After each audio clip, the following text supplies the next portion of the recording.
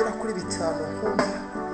Ibyo bintu ntabwo nabigira ibanga kuko Yesu yuzuye umutima wanjye. Ikintu cya mbere ndagukunda Yesu, cya kabiri nkunda umugore wanjye, cya gatatu nkunda abantu, cya kane nkakunda amafaranga, cya gatanu Yesu Kristo, nkakunda ijuru ntari nabona. Ariko muri ibyo byose uko ari 5 ni wowe wa mbere Yesu, nta kindi nzakurutisha. Amen.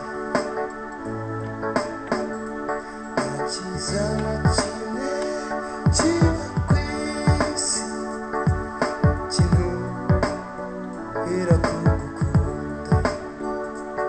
Wankunze mbere yuko ngukunda, nanjye bintera kugukunda cyane.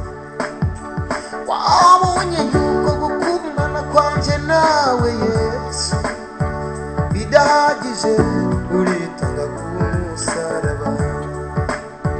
Mu minsi ishize ubona nabyo ntibihagije, umarashera umukobwa w'igikundiro. Mfite ibintu bigera kuri 5 Yesu, bituma ngushima ku manywa na nijoro. Icya mbere wampaye agakiza kawe Mana, gatuma shima nkakomera mu by'urugendo. Icya kabiri wampaye umugore mwiza cyane, utuma ngusenga ku manywa na nijoro. Ibindi byose uzagenda ubimpa kuko ushaka, kuko bifite biri mu biganza byawe. Iby'amafaranga n'ibindi byo mu isi Mana, ndabizuza bimpa kuko biri mu biganza byawe.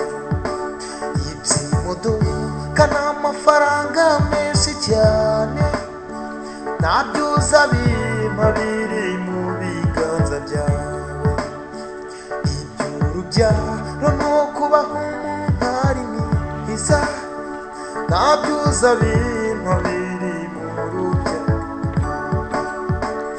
Ibyo gutunga amafaranga menshi cyane, nabyuza bimpa biri mu biganza byawe.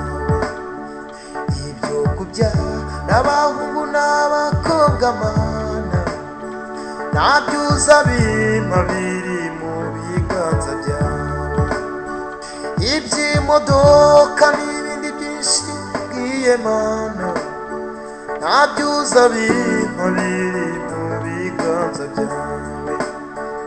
Iby'agaciro mu murimo wawe Mana, nabyuza bimpa biri mu biganza byawe.